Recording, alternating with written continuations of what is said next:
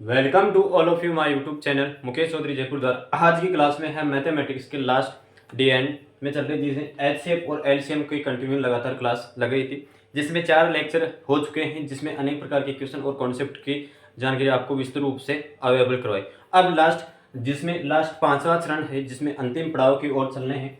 इसके अंतर्गत हम पावर वाली संख्याओं का एचसीएफ और एलसीएम अर्थात एवं जो आपके पॉलीमर्स बहुपद वाली संख्याओं का होता है, उनका एचसीएफ और एलसीएम किस प्रकार से निकाला जाता है, इन पर महत्वपूर्ण जानकारी होगी। और यही कॉन्सेप्ट का आज इसी की क्लास महत्वपूर्ण रहेगी।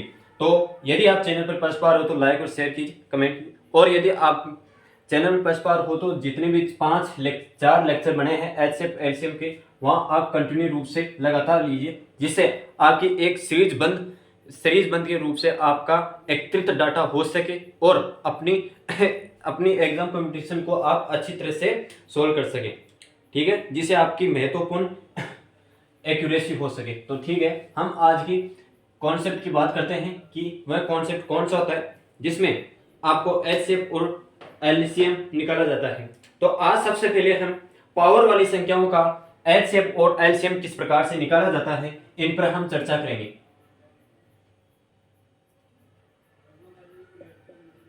पावर वाली संख्याओं का एचसीएफ एंड एलसीएम किस प्रकार से निकाला जाता है। ठीक है, पावर वाली संख्याओं का एचसीएफ और एलसीएम हम किस प्रकार से निकालते हैं, इनका हम जानकारी अच्छी तरह से करते हैं। अब आप समझ गए होंगे कि पावर यानी पावर कहां आती है। पावर आपको पता है कि जो भी यहां x मतलब x की पावर y, यहां x कोई संख्या है, इस संख्या के ऊपर वाली जो भी घातांक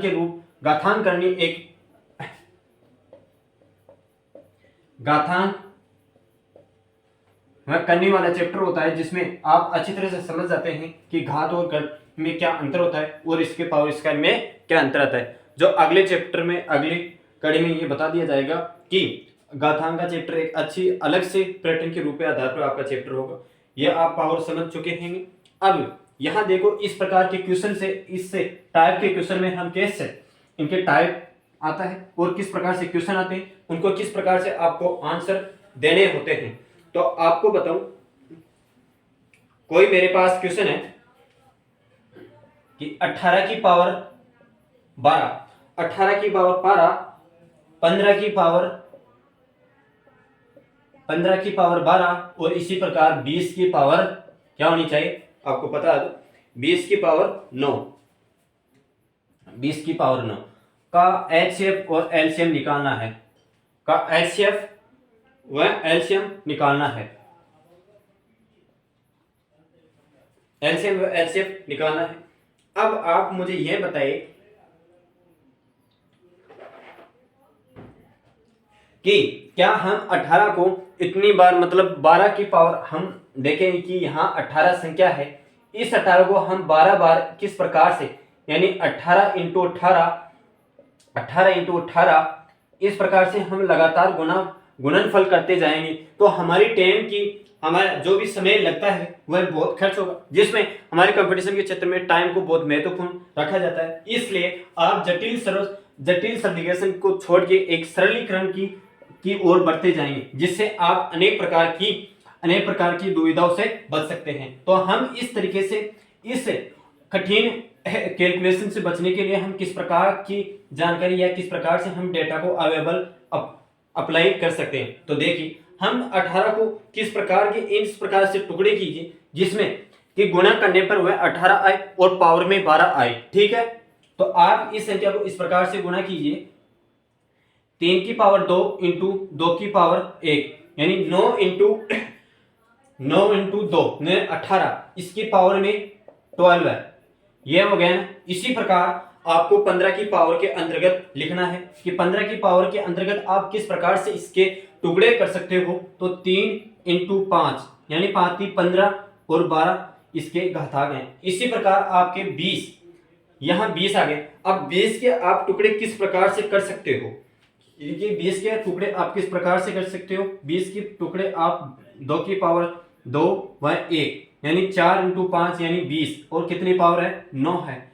अब यहाँ सरलीकरण करने के पश्चात आपको यह नियम किस प्रकार से लागू होता है, यह नियम लागू होने के पश्चात आपको सरल से सरल संख्या किस प्रकार से निकाली जा सकती है। तो देखो यहां आपके पास भाई यहां इनको मल्टीप्लाई करोगे तो आपके पास किस प्रकार से संख्या बनेगी। देखो आप इस संख्या को घातांक में गुणा करोगे तो 3 की पावर 24, 3 की पावर 24 इंटू 2 की पावर 12 है। इसी प्रकार आपके पास 3 की पावर 12 है इंटू 5 यानी 1 है यहाँ पे, ठीक है। तो 5 की पावर 12 है। इसी प्रकार यहां देखो 2 की पावर 9 और 2 की पावर 2 इंटू 5 की 1, तो यहां गुणा 9 से गुणाएं करते हैं तो 5 तो 2 18 इंटू 5 91। इस प्रकार ये सरल समीकरण बन जाती है। तो यहां आपको अभी तक आपका काम क्या हुआ है भाई, अभी तक आपका काम क्या हुआ है, अभी तक आपके मल्टीप्लिकेशन का मतलब सरलीकरण हुआ है, सिंप्लीकेशन इक्वेशन क्लियर हुई है, जिसमें आपको अभी तो एचसीएफ और एलसीएफ निकालना है। तो आप ऐसी संख्या को देखिए जहां आपका एचसीएफ को मैंने शुरुआत में बता चुका था कि एचसीएफ एक ऐसी संख्या है जहां आप कोई ऐसी संख्या को चुन सकते हो जहां कॉमन फैक्टर हो और किसी एक अन्य भाज्य संख्या का नहीं हो और बड़ी से बड़ी संख्या को विभाजित कर सकती हो। तो यहां देखिए और कौन सा नॉलेज में लगाए कि वह संख्या कौन सी हो सकती है। तो देखिए कि यहाँ 3 की पावर 24 और 3 की पावर 12, तो 12 का अंतर यहाँ आ रहा है, ठीक है।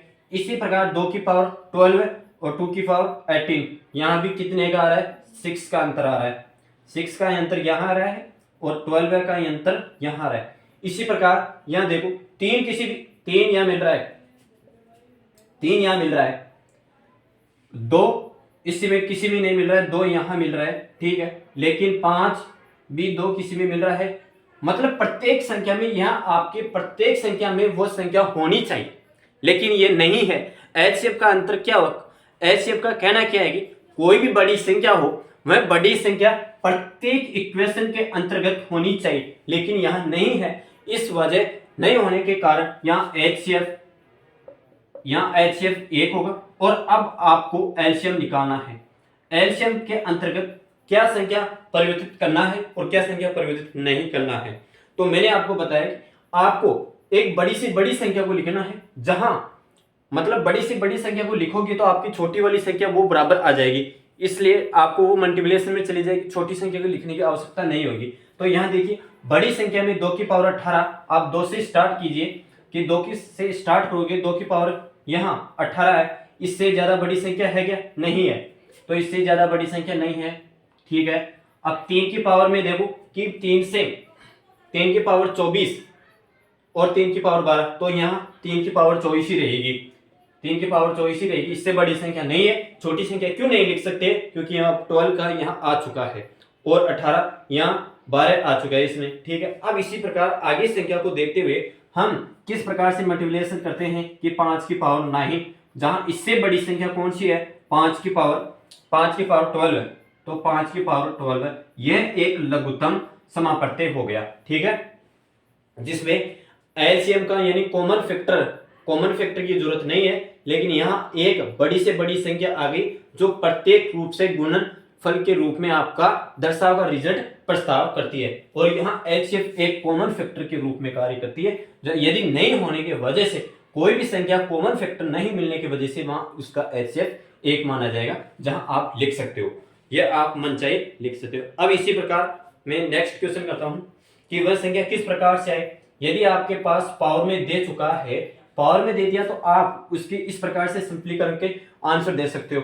यदि आपके पास पावर में न देके, तो आप उसमें पावर में चेंज करके किस प्रकार से आप एचसीएफ और एलसीएम निकाल सकते हो। नेक्स्ट क्वेश्चन इसी प्रकार का होगा।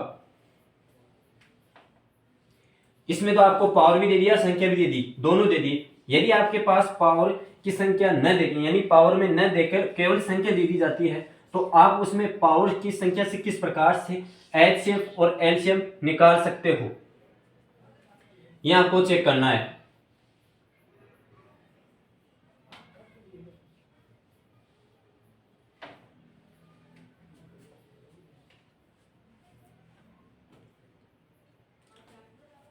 क्वेश्चन है 12 व 18 का एलसीएम एचसीएफ निकालिए। ठीक है, 12 में 18 का एलसीएम व एचसीएफ निकालना है। तो आप क्या करोगे, 12 के इस प्रकार से आपको 12 को परिवर्तित करना है। किस संख्या में करना है कि वह गुणन के रूप में हो और स्क्वायर के रूप में हो। भाई गुणा करने पर वह सेम संख्या आई। ठीक है, सेम संख्या आई। और दूसरी चीज जहां इक्वल दोनों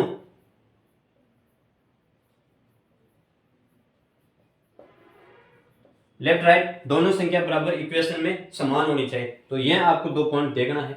आप उसके टुकड़े किस प्रकार से करें देखिए, जहां पावर की संख्या भी बराबर हो सके।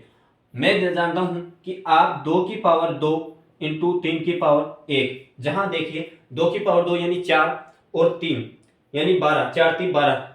क्लियर हो गए नहीं? क्लियर। इसी प्रकार आपके पास 18 की संख्या आ जाती है, तो आप 18 की संख्या के अंतर्गत किस प्रकार से करोगे, 18 की पावर में आप किस प्रकार से करोगे, तो 3 की पावर 2 इंटू 2 की पावर 1, 9 3 या 9, 9 दूनी 18, ये हो गया।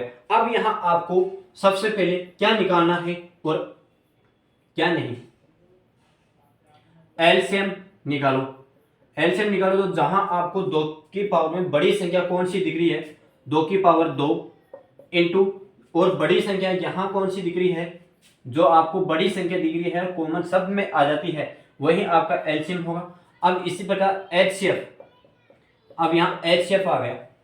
एचसीएफ आ गया तो आप ध्यान करके सोचिए, क्या इसमें वह संख्या आ रही है जिससे आप गुणा कर सकते हो। आपके पास ए कॉमन संख्या आ रही है, ठीक है, यही ए कॉमन संख्या इसमें आ रही है।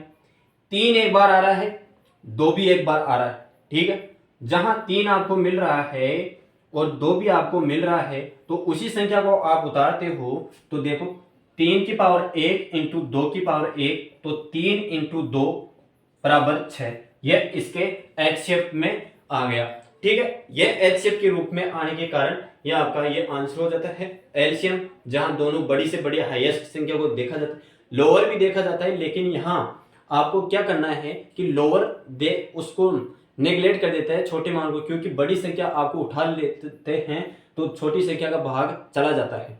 अब यहाँ एचसीएफ के अंतर्गत जो आपको कॉमन या फैक्टर लगती हो वो, और जहां आपका एक कोई भी संख्या एक मिलती जुलती हो वह संख्या उतारनी है। अब ठीक है, एक क्वेश्चन और इसी प्रकार का कि हम किस प्रकार से इस क्वेश्चन को कर सकते हैं।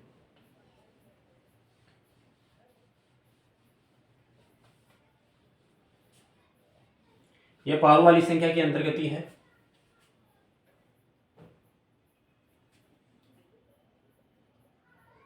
दस की पावर 18, 12 की पावर 15, 18 की पावर 16, 10 की पावर 18, 12 की पावर 15, 18 की पावर 16 का एचसीएफ व एलसीएम क्या होगा, एचसीएफ व एचसीएफ क्या होगा 10 की पावर 18 के अंतर्गत। आप किस 10 के आप किस प्रकार से टुकड़े कर सकते हो, मैंने आपको बताया कि 2 इंटू 5 पावर 18, इस प्रकार से टुकड़े कर सकते हो ना, बिल्कुल अवश्य कर सकते हैं।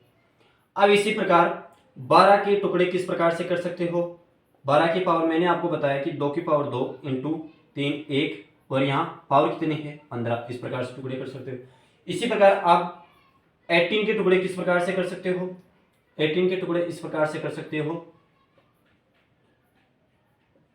इस प्रकार से कर सकते हो, बिल्कुल अवश्य इस प्रकार से कर सकते हैं। तो आप इस संख्या को वहां सरलीकरण के अंतर्गत लिखने पर आपके पास क्या रिजल्ट आता है कि देखो यहां 2 की पावर 18 ये मल्टीप्लिकेशन हो जाएगा, ठीक है, ये पावर सब में मल्टीप्लाई हो जाएगी, और 5 की पावर 18, इसी प्रकार 2 की पावर यहाँ मल्टीप्लाई हो जाती है, तो क्या आपके पास संख्या आती है कि 2 की पावर 30 इंटू 3 की पावर 15। इसी प्रकार आपके पास यह संख्या आ जाती है, तो देखिए क्या आ जाती है कि 3 की पावर 32 इंटू 2 की पावर 16, 2 की पावर 16, यह आपका सरलीकरण हो गया। यहां गुणनफल के अंतर्गत सरलीकरण हो गया। अब सरलीकरण करने के पश्चात आपको एचसीएफ व एलसीएम निकालना है। ठीक है, एचसीएफ व एलसीएम निकालना है। तो आपको एलसीएफ के अंतर्गत देखते हैं कि एचसीएफ किस प्रकार से निकाला जाए। एचसीएफ, अब यहां देखो कि आपके पास कौन सी संख्या वह कॉमन फैक्टर के रूप में आ रही है। 2 यहां आ रही है, 2 यहां आ रही है, 2 यहां आ रही है। ठीक है, 2 यहां आ रही है, तीनों में दो दो आ रही है। अब इसमें पावर के रूप में हम कितनी संख्या लिख सकते हैं और कितनी संख्या नहीं लिख सकते, वो पावर आपके जजमेंट में करेगा। कि देखिए 4 यहां आपके पावर में कितनी बड़ी है, 12, और यहां 16। इन दोनों में अंतर कितना है, 12 का अंतर है। ठीक है, पावर के अंतर्गत। और इन दोनों के अंतर्गत पावर के अंतर कितना है, 14 का अंतर है, 14 का अंतर है। ठीक है, आपके पास 14 का अंतर है। तो आप मुझे यह बताइए कि क्या मैं इस संख्या को 2 की पावर 2 से गुणा 2 की पावर 16 को क्या मैं यह लिख सकता हूं।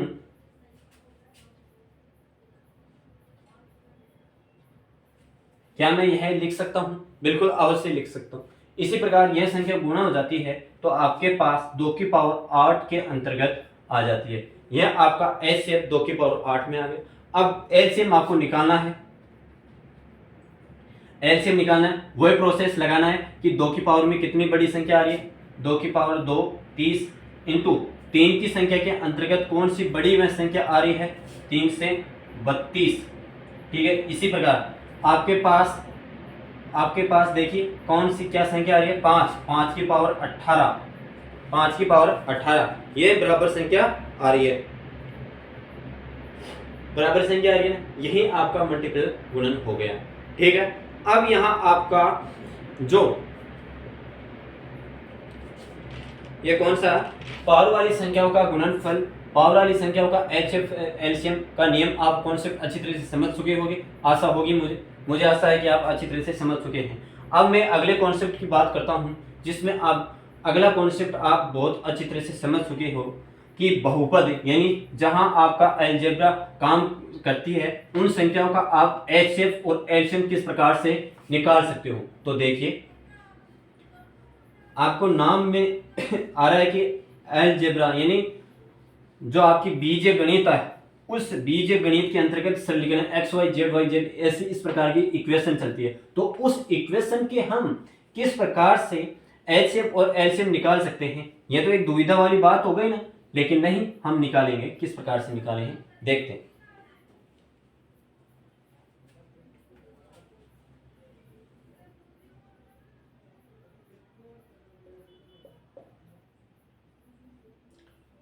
बहुपदों का एलसीएम व एचसीएफ। ठीक है, बहुपदों का एचसीएफ व एलसीएम किस प्रकार से निकाले जाते हैं। आपको पता है कि कोई भी एक्स वाई संख्या हो, एक्स वाई जेड कितनी भी अनंत तक संख्या हो, आपको यह भी पता है कि आप इस प्रकार की संख्या के अंतर्गत भाग दोगे तो यह संख्या आपके रिमाइंडर के अंतर्गत जो भी आपको कोई भी संख्या बच सकती है। ठीक है, इस प्रकार की प्रोसेस होने के बाद अब यहाँ बीज व्यंजक समीकरण आता है, वह किस प्रकार से आपको फॉलोअप करना चाहिए। तो देखिए क्वेश्चन के माध्यम से समझिए इस क्वेश्चन को। 6x स्क्वायर वाई कोष्टक x minus y x square plus 2x y plus y square. ठीक है, ये कोई संख्या होती है। इसी प्रकार ये इक्वल संख्या है। ठीक है, ये पूर्ण रूप से एक इक्वल संख्या है। अब यहां देखिए 18xy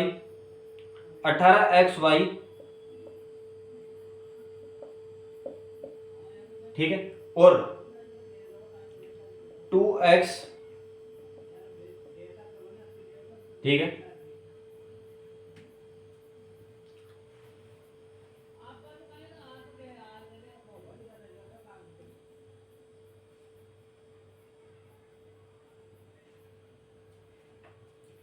ये संख्या है टोटल, और ये आपका क्या है, में से है। आपको या तो में से दिया रखा होगा या एलसीएम दिया रखा होगा। आपको दोनों में से किसी एक संख्या का मान दिया जाएगा। जहां आप एक संख्या का मान दिया हुआ हो तो आप दूसरी संख्या को निकालने के लिए आपको वह बाध्य करेगा। इस प्रकार के क्वेश्चनों को आप अच्छी तरह से समझ गए होंगे कि किस प्रकार से यह क्वेश्चन किया जा सकता है। देखो, आप इतनी बड़ी इक्वेशन लगाओगे और उसके अंतर्गत आप भागफलन विधि का प्रयोग करोगे, भागफलन विधि का प्रयोग करोगे तो आप बहुत ही जटिल और इस प्रकार की समीकरण बन जाएगी जिसे आप सोल्व नहीं कर सकते। तो यहाँ आपका एक बेस्ट तरीका मैं बताऊं कि कौन से किस प्रकार से हम कर सकते हैं इन प्रकार के क्वेश्चनों में। भाई, इन प्रकार के क्वेश्चनों में आपको एक जो ऑप्शन आता है उन ऑप्शनों के आधार पर आप आंसर निकाल सकते हो, और इन प्रकार के क्वेश्चनों में एक अच्छी तरह से गांठ बांध लेना कि आपके पास जो ऑप्शन संतुष्ट हो रहा है वही ऑप्शन आपको काम देगा। तो देखिए मैं किस प्रकार से आपका निकालता हूं कि 6xy आपका ऑप्शन है पहला, 6xy माइनस, दूसरा ऑप्शन है आपके पास 6x माइनस वाई, तीसरा ऑप्शन है आपके पास 6x, और चौथा ऑप्शन है आपके पास x माइनस 2। ठीक है, x माइनस 2। अब यहां मुझे यह बताइए कि आपके पास यह संख्या है और इस संख्या का आप किस प्रकार से सोल्व कर सकते हो और सोल्व नहीं करोगे। तो आपके पास ये ऑप्शन आ गए। ठीक है, इस ऑप्शनों के आधार पर हम क्वेश्चन को करते हैं। एक बार मैं यहां मिटाता हूं।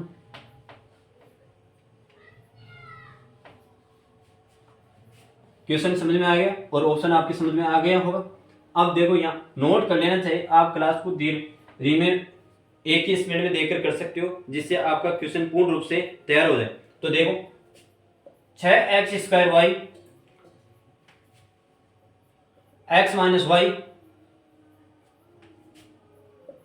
x² plus 2xy plus y²। यहां देखो कोई फॉर्मेट बन रहा है क्या आपके पास? ये कोई फॉर्मेट बन रहा है क्या? बिल्कुल अवश्य। ये आपके पास कौन सा फॉर्मेट बन रहा है और कौन सा नहीं, ये तो आप ही जानकारी लगा सकते हो ना। और तीसरी संख्या, आप पूरी संख्या को आप इस प्रकार से लिखिए। 18x कौन सी थी आपके पास? 18xy², 18xy²,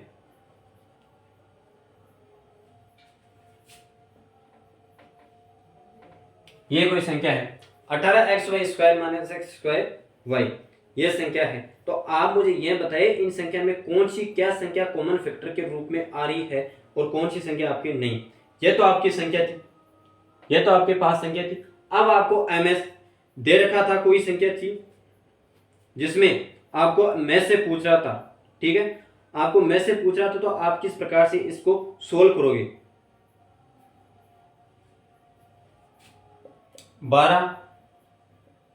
12x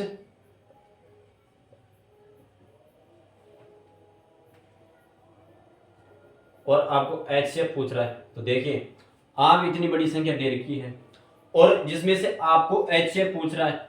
अब बहुपदों में आपको अच्छी तरह से ध्यान में रखने की चीज यह है कि आप इसके HCF किस प्रकार से निकाल सकते हो। तो मुझे आप यह संख्या बताइए कि यहाँ कौन सी तो कॉमन संख्या आ रही है और किस संख्या का भाग देने पर वह कॉमन संख्या कटने के पश्चात किस प्रकार की इक्वेशन बन रही है। देखो, x² x minus y x minus y, ठीक है, यह संख्या बन रही है जहां इसकी पावर 2 है और यहाँ इसकी पावर 1 है। जहां इसकी पावर 1 है और इसकी पावर है, जहां कॉमन संख्या तो इसमें 1 मिल सकती है और इसमें भी 1 मिल सकती है और इसमें भी 1 मिल सकती है। ठीक है, यह संख्या आपके पास हो गई, यह संख्या आपके पास हो गई। अब यहां आपके पास मेन फायदा क्या है कि वह संख्या कौन सी है। अब देखो 12x इसमें है, 18x इसमें हमारे को तो, और 6x इसमें है, तो हमारे को तो न्यूनतम वह जो आपके पास कॉमन संख्या आ रही है और जिसका डिवाइडेशन हो रहा है वही संख्या निकालनी है। तो आपके पास वो कौन सी है, आप 12 का भाग इसमें दीजिए, 12 तो 2 है, ठीक है। 6x यहीं भी आपको देखो अच्छी तरह से विभाजित हो जाएगी और यहां भी विभाजित हो जाएगी, तो वह संख्या 6x हो जाएगी। और इसका HCF भी 6x x माइनस वाई, ये कोष्टक की वाली संख्या हो जाएगी और यही इसका HCF होगा। अगर इससे अन्यथा कोई क्वेश्चन हो तो मुझे बताइए, क्योंकि यहाँ देखो एक बार क्वेश्चन समझाने की बात मैं फिर से बताता हूँ कि 6x² y कोष्टक x माइनस वाई, यह संख्या x² plus 2xy plus y² और 18xy² x माइनस y² तथा 12x x माइनस y का पावर में क्यूब है हो, तो इसका में से क्या होगा। यह आपकी क्वेश्चन था और इसकी लैंग्वेज को आप समझना था। पूरी इक्वेशन को एक स्टैंडर्ड रूप के अंतर्गत लिखकर आपको अच्छी तरह से देखना है। वह आपको ऐसे पूछा तो कॉमन संख्या का फैक्टर देखना होगा और वह संख्या जिसमें आपको एक बार तुलना की जाती है तो वह तुलना करने वाली संख्या वही आप नोट करके उसके फाइनल आंसर में देख सकते हो। अब नेक्स्ट क्वेश्चन, अब ये तो थोड़ा बीजे व्यंजक आ गया। अब यदि आपके पास थ्योरेटिकल के रूप में आ जाए, वो भी बहुपद को की वाली क्वेश्चन में, जहां आपको ऐसे पूछा जाता है तो आप किस प्रकार से करोगे। देखो मैं बताऊं, यदि आपके पास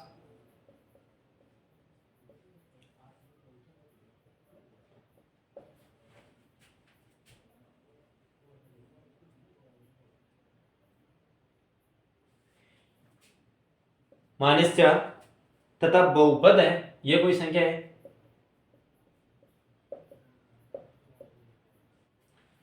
तथा बहुपद है, px का मैसअप है,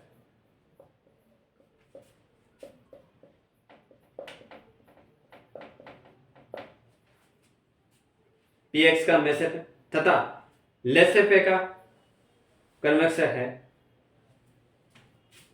बहुपद है जिसका एलसीएम और एचसीएफ कन्वेक्स दे रखा है आपको सर। तो देखिए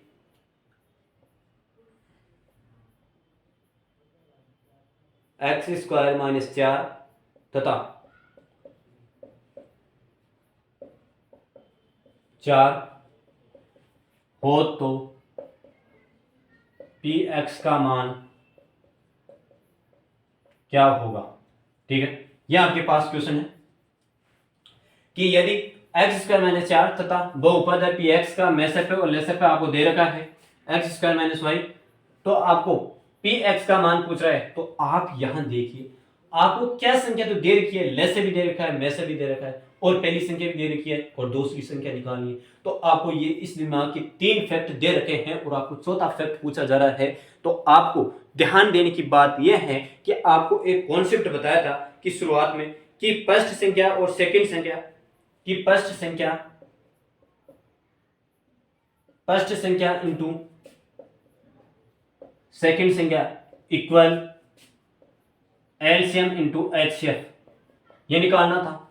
इसी प्रकार से इस फॉर्मेट के अंतर्गत ये निकलना है और जिसमें आपका px का मान निकलेगा। तो देखिए यहां आपके पास x² - 4, देखिए पहली संख्या x² - 4 यह है, इंटू आपके पास दूसरी संख्या है px जो निकालना है और एलसीएम और एचसीएफ क्या दे रखा है x² - 4 और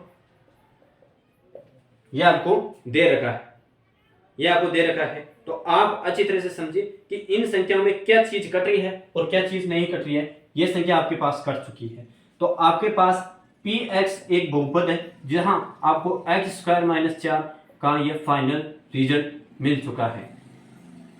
यही आपका px बहुपद है जहां आपके पास एलसीएम और एचसीएफ मिल चुका है। x था यहां पे x² - 4, यह आपकी संख्या फाइनल रिजल्ट मिल चुका है। देखो फर्स्ट सेकंड और एलसीएम इनको ये अच्छी तरह से जचा के एक सीरीज के रूप में जचाने पर आपके पास फाइनल रिजल्ट मिल जाता है। ठीक है, अब नेक्स्ट क्वेश्चन करते हैं इसी का।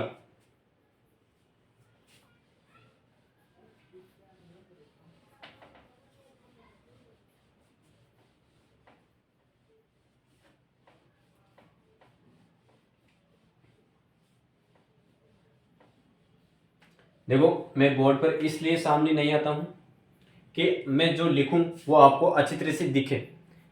यदि मैं सामने आकर लिखूं थोड़ा बहुत तो आपको किस प्रकार से दिखेगा, तो इसलिए मैं यहाँ जो आपको लिख रहा हूँ वो कंटेंट अच्छी तरह से दिखाई दे, इसलिए मैं साइड में होकर आपको अच्छी तरह से पढ़ा रहा हूँ। लेकिन वो भी वह आपको बहुत अच्छी तरह से नॉलेजपूर्ण पढ़ा रहा हूँ, जिससे आपको किसी भी प्रकार की त्रुटिपूर्ण दोष पाई जाती है फिर भी आप कमेंट बॉक्स में मुझे लिख सकते हो। अब देखो यहाँ आपके पास कोई प्रश्न आता है कि यदि आपके पास एक्स स्क्वायर कोई संख्या है, x square plus P x, x square plus P x minus Q, x square plus P x minus Q, तथा दूसरी संख्या आपको दे रखी है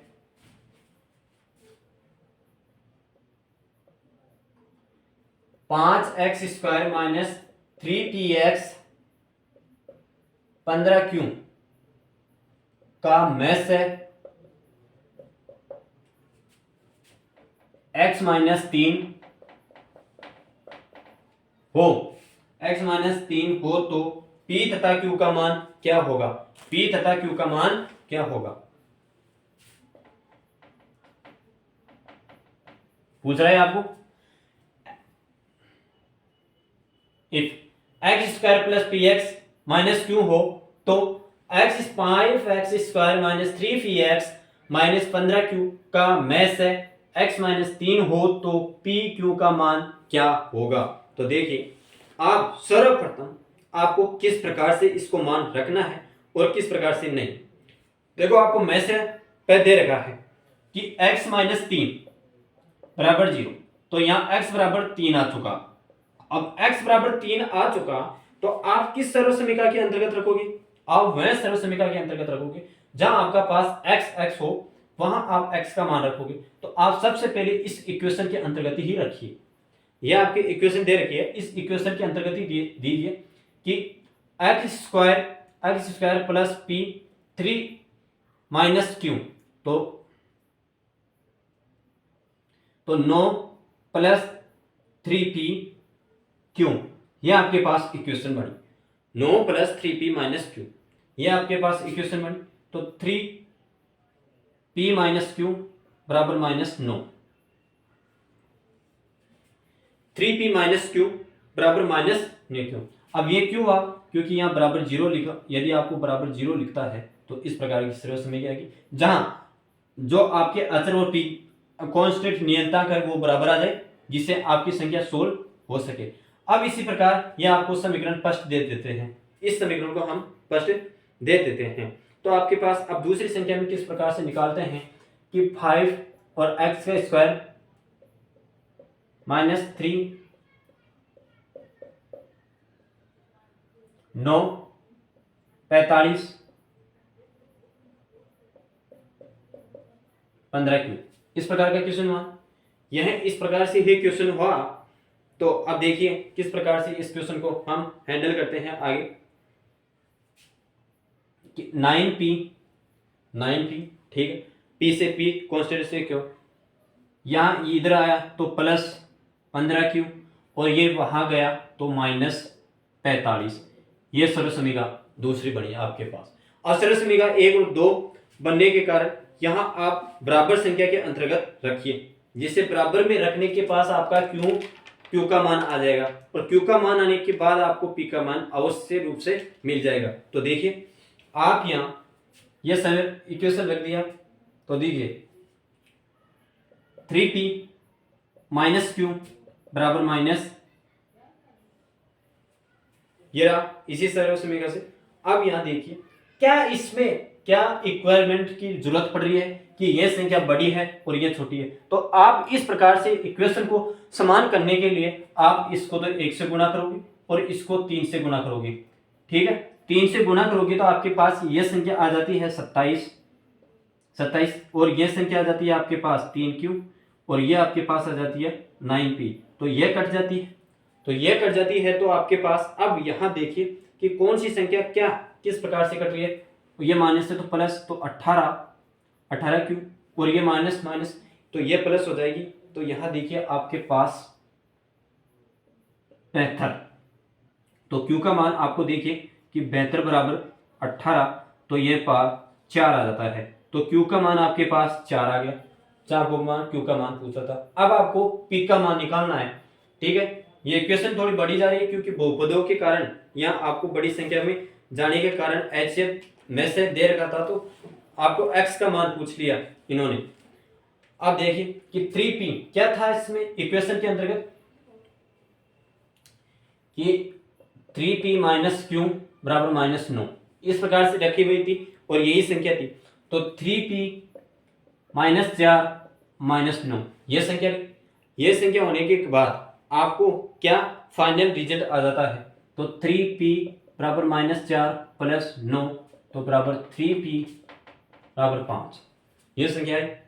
यह संख्या आने के कारण आपका मान क्या होगा, इसमें p के अंतर बराबर 5/3 ये आपके पास आंसर है। तो टोटल आपके पास फाइनल रिजल्ट क्या आया कि p का मान तो मान आया 5/3 और q का मान आया आपके पास 4। किससे आया, आपको ये इक्वेशन फर्स्ट मानिए, इसको सेकंड मानिए। जहां x बराबर -3 बराबर 0 है तो x का मान 3 आ जाएगा, बराबर 3 आ जाएगा। और इसमें x का वैल्यू इनपुट कीजिए, फिर आप इक्वेशन बनाएं, फिर दूसरी इक्वेशन वैल्यू इनपुट कीजिए। जहां इक्वेशन को बराबर करने के लिए किस प्रकार से प्रोसेस जुड़ना पड़ता है और वो आपके पास आंसर निकलते हैं, जो आप हर दिन छोटी क्लासों में करते आइएगा। अब नेक्स्ट क्वेश्चन देखो, इतना बड़ा क्वेश्चन भी नहीं देगा कंपटीशन में, लेकिन एक्यूरेसी अगर अच्छी हो तो इस क्वेश्चन को आप अच्छी सावधानी पूर्वक कर सकते हो।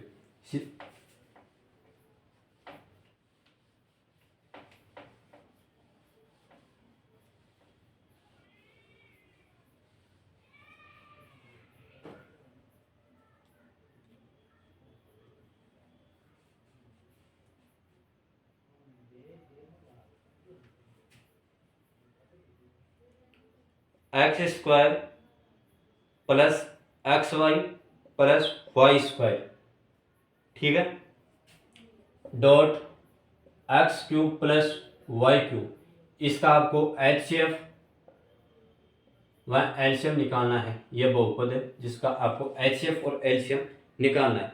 तो x यहां देखो, HCF आपके पास क्या संख्या आएगी,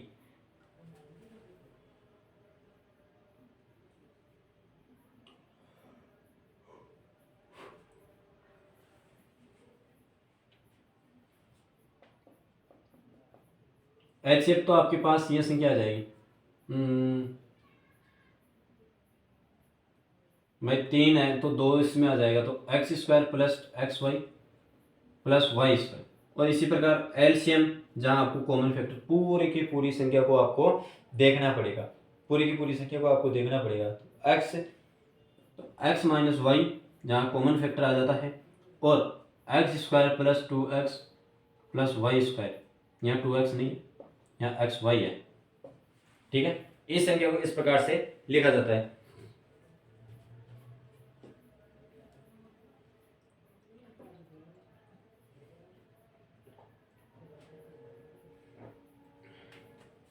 तो आपके फाइनल रिजल्ट के रूप में यदि आपको दोनों का गुणनफल पूछ लिया जाता है, यदि दोनों का गुणनफल पूछ लिया जाता है कि एलसीएम और एचसीएफ का दोनों का गुणनफल बताइए, तो आप किस प्रकार से इस संख्या को कर सकते हो। तो x³ माइनस y³ बराबर x², जहां देखो x² किस प्रकार की संख्या बन रही है कि x माइनस वाई और x² plus xy plus y², ठीक है। यह संख्या आपके पास मिल जाती और इसका गुणनफल ये हो जाता है। आप इस बराबर को चिन्ह को उठाकर x minus q y into x minus y, यह संख्या आपको फाइनल रिजल्ट मिल जाता है।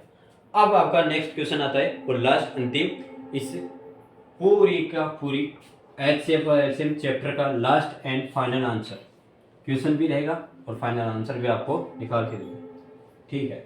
अब वह क्वेश्चन किस प्रकार से, थोड़े बड़ा लेंथी तो है लेकिन वह क्वेश्चन बहुत महत्वपूर्ण। Find HCF at a² minus 1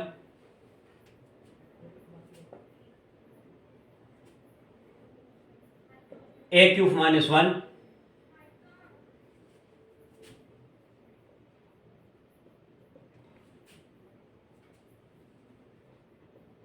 यह क्वेश्चन क्या है कि a square minus one a cube minus one dot 8 a cube minus 8 का हो तो आप एचसीएफ निकालना है।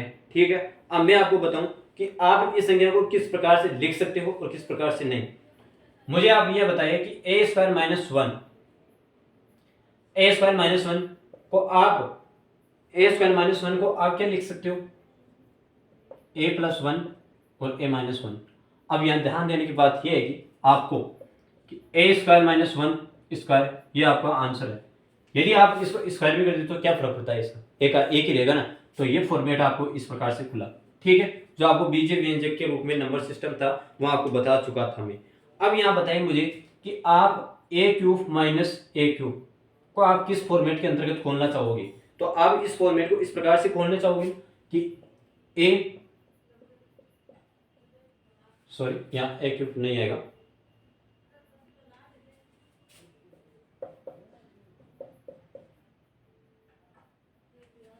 इस प्रकार के इक्वेशन के अंतर्गत खोलना चाहोगे ना इसको भाई, ए क्यूब माइनस बी क्यूब, ए क्यूब माइनस बी क्यूब। तो यहां आप देखिए कि ए क्यूब प्लस बी क्यूब, जहां आपकी संख्या जो भी आ जाती है आप इसको 3ab बी स्क्वायर प्लस ए स्क्वायर इस प्रकार की इक्वेशन में लिखते हो।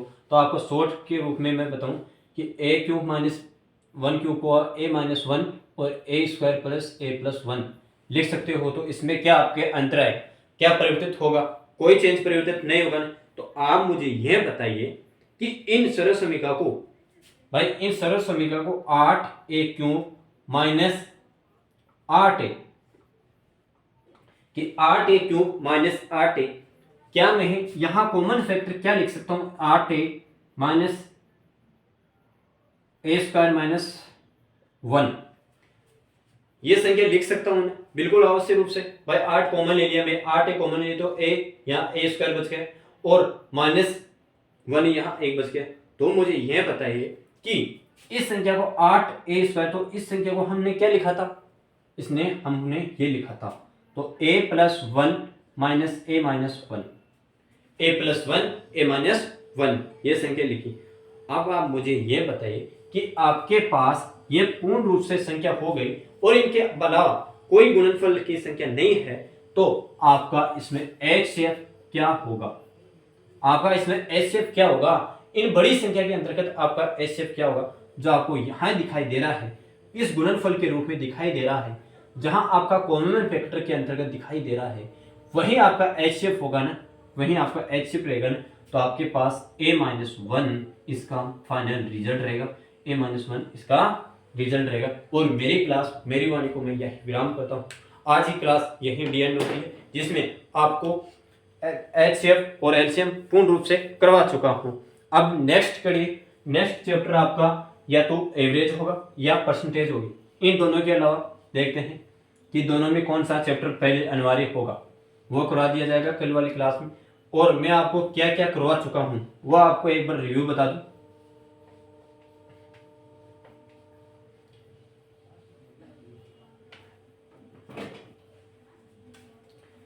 देखो, नंबर सिस्टम ठीक है, और एलसीएम एंड एचसीएफ और ट्रिग्नोमेट्री, जो ये एडवांस मैथ का था और ये दो ये थे। तो लगभग मैंने 3 चैप्टर इसमें करवा चुका हूँ कंप्लीट रूप से, 3 चैप्टर करवा चुका हूँ। और ये बहुत ही महत्वपूर्ण हर कंपटीशन के क्षेत्र में आने वाली चैप्टर है, जो आपको बहुत ही बेनिफिट फायदेमंद के रूप में रहेगा।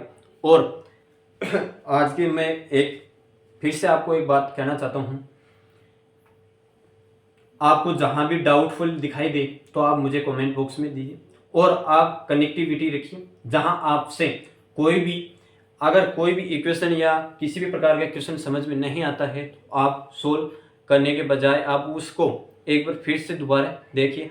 और रही बात पीडीएफ की, देखो पीडीएफ की कोई आवश्यकता नहीं पड़ेगी। यदि आप मन रूप से पढ़ाई करोगे अच्छी तरह से, आप अगर फिर इसी लेक्चर को दोबारा देखने की चाहोगे तो आपको नोट्स अपने खुद की नोट्स की होड़ नहीं हो सकती, अपने स्वयं के नोट्स होने चाहिए जिससे आपको अच्छी तरह से मजबूती प्रदान हो सके। और यदि आप खुद अपने नोट्स बनाते हो तो आपको सफलता भी बहुत जल्दी मिल सकती है।